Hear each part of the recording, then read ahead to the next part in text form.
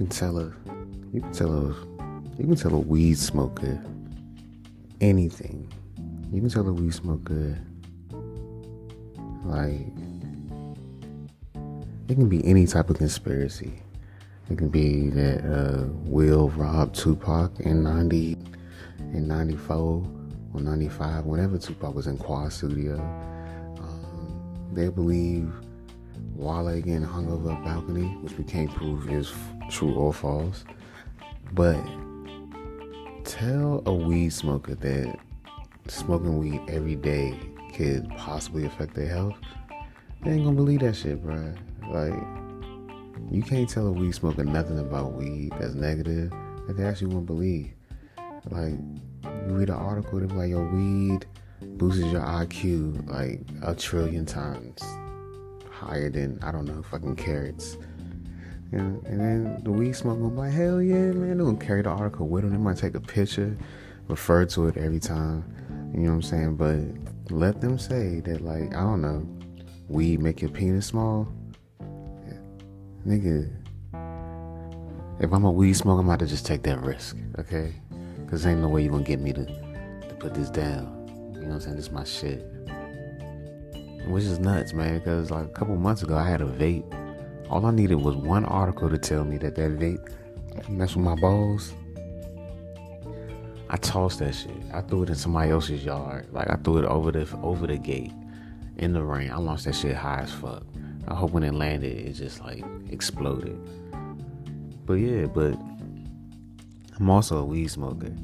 And I've seen many stories, mad articles, Facebook, Instagram posts about different oh my God, different side effects of smoking weed. And, you know, I given all of them the side eye. You know what I mean? I'm like, yeah, not really. You know, I'm over here like, man, you know, Snoop Dogg still smoking, and you know, he like 112. So, you know, I'm nowhere near that, so I can keep going. Then the day happened. When Snoop put that post up about him not smoking, I already thought, like, look, if you are a returning listener, you know, on one of them messy ass episodes I had, it's an old episode, y'all should go check it out. I don't even remember the title of this shit. God damn. But anyway, well, y'all should go check it out. But I was talking about how, like, this could have been advertisement, because I wasn't sure about the way he said smoke. He didn't say smoke weed, you know. Then I was like, yo, do he smoke anything else? Cigarettes, cigars, anything like that. But back to the point. When he said that he wasn't smoking no more, yo, I almost dropped my J immediately, bruh. God, that you couldn't tell me that Snoop Dogg didn't know something about weed now. Like, oh man, he know about some deadly shit. Everybody follows Snoop. That's what it felt like. Like, I know it felt like that because it just felt like everybody. It felt like he was saying rest in peace. It felt like somebody died. You know, you going in the posting on the comments. It's like all those weed heads just not wanting to accept it and shit. Like, if it was a wedding, we would all just be like hanging over the casket, like, oh my God. That's how I felt that day. You know what I'm saying? And then how to confirm it is when it finally was over and he came out like, yo, it was just a grill and shit like that. Yo, sigh of relief over half of the world. Everybody just went and just bought like big ass bags and just started rolling up in celebration. Niggas was setting up trips to go to Dubai to stop smoking. And yeah, they still went to Dubai, but it wasn't for no rehab or anything like that.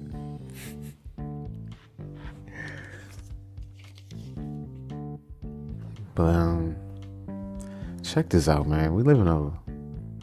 There's no question that we live in a strange world. Like, that's an understatement, that we live in a strange world. And it gets weird about a day. Like, I woke up this morning and saw a video. I don't know if y'all know this rapper, but Finesse 2 Times, he got a brother that almost looked just like him. And so I woke up, saw this video of Finesse brother, Finesse 2 Times brother, and pretty much he got jumped by Finesse friends, and they blood brothers and shit like that. So this is betrayal. This on some Bret Hart, Owen Hart type shit. And I'm listening to the situation, and I'm grabbing the story, I'm piecing it together and shit. But what I can't put together is my man said that his brother let his friends jump. We got that. So they went back and forth.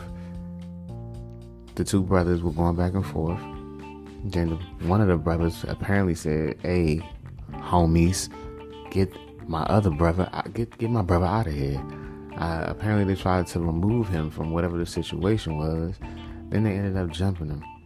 And during this rant, he was telling us about some footage that he has of him getting his ass beat. And in my mind, I just couldn't understand, if you was getting your ass beat, how do you have footage? Why do you have footage? You know what I'm saying? Why are you getting angles of you getting your ass beat, bro? Especially if you're getting jumped. That's not the first thing I'm doing. I'm not pulling out my camera phone as y'all proceed to stomp a mud hole in my ass. I ain't rocking like that, man. And like, that's odd. That's an odd move to make. You get surrounded by some folks and you feeling like you're back against the wall. You taking a couple steps back. You looking at everybody in their eyes. Sweat dripping down your forehead. You reach back in your pocket. You know there's only one way to escape this shit.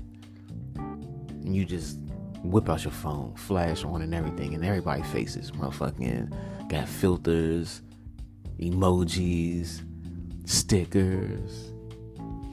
I just thought that's a wild combatant to getting jumped, is to get the footage. And then you're gonna put the footage out. What are you doing now? Once you put the footage out, what is that gonna do, man?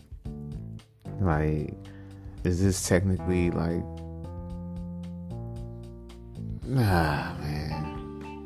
Now you're just gonna have this footage, and then it's gonna just people talking about it. Then you're gonna be mad at people talking about it.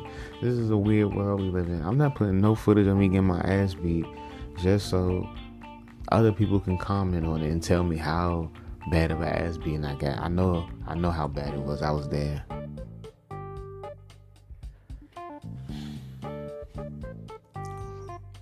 But holiday season is moving pretty fast. You know what I'm saying?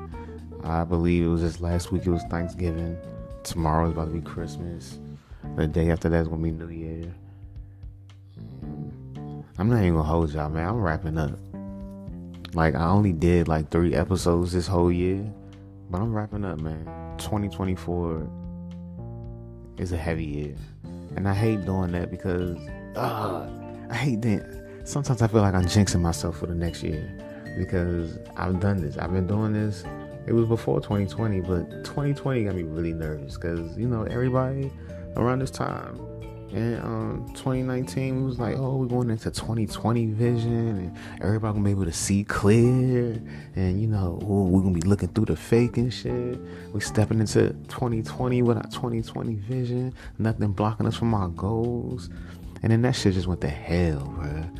Went to hell. Talking about 2020 vision, we definitely saw clearly that it wasn't what we thought it was going to be. But and then I'm not for everybody else, but for me personally, 2023 was supposed to be like a Jordan year. You know what I'm saying? It's 23. You know what I'm saying? I'm stepping out. You know what I'm saying? I made it past the virus. I didn't get sick. Like, now I can really get the flow, start getting on cruises and shit like that. I'm about to be out of here. So during my shift last year, I'm working, delivering, joy to everybody.